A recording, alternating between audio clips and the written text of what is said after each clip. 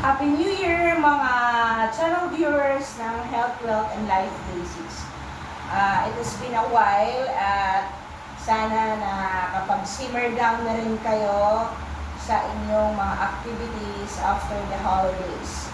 So let us continue to move our body at sana sinasabayan niyo po ng intermittent fasting. So like for me today, hindi pa po ako nagbe-breakfast, almost 8 o'clock na. Nag-start po ako na walang kain ng 4 o'clock in the afternoon kahapon. Ako'y kumain before 4. So, 4 o'clock ng umaga kanina, 12 hours na. So, 5, 6, 7, 8. I am 16 hours already na walang laman ang tiyan ko. So, kailangan niyo po na daily pinapahinga nyo kahit 12 hours lang. Like 5 o'clock in the afternoon, hindi ka na kumakain until 5 in the morning. So, pag-breakfast mo, o wag po kayong hindi kakain or mag-i-skip ng meal ng breakfast kasi kailangan po ng resistensya ng katawan nyo.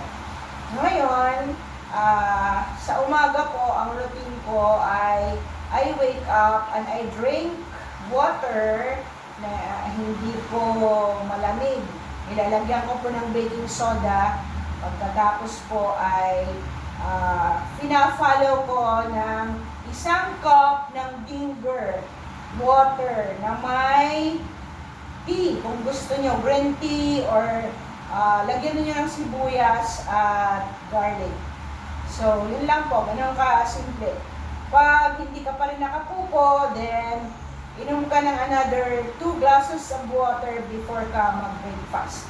So whatever it is, ipahinga niyo po yung stomach niyo kasi masyado po siyang pagod na pagod. Ay kung palagi tayong kumakain, hindi siya nakakapahinga, kaya medyo lalo na't wala tayong activity. So for today, ang ating lang exercise ay hand and feet movement.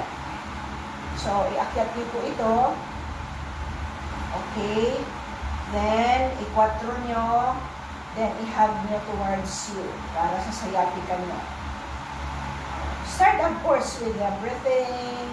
And then,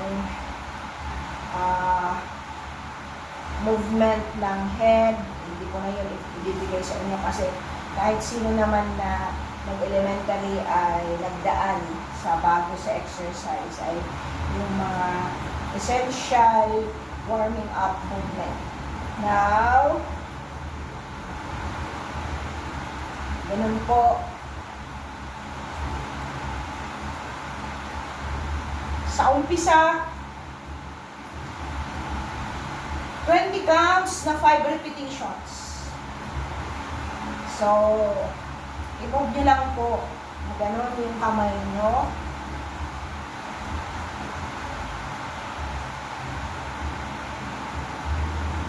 And then, move down.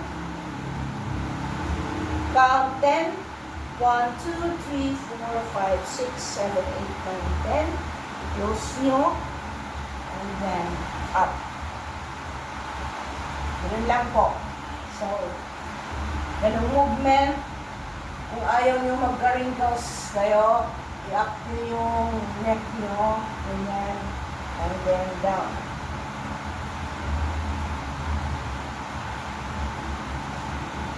The side, i-roll nyo,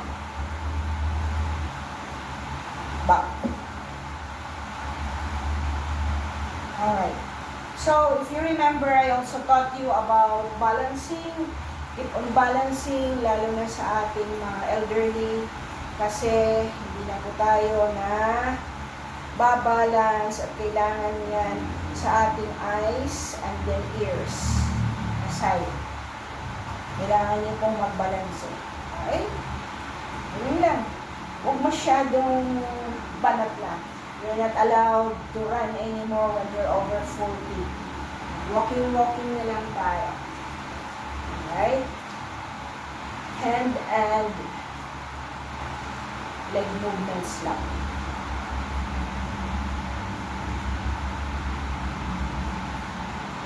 niyong kakalimutan ito.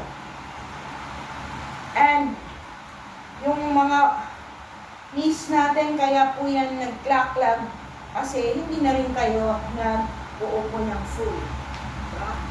Full na ganyan.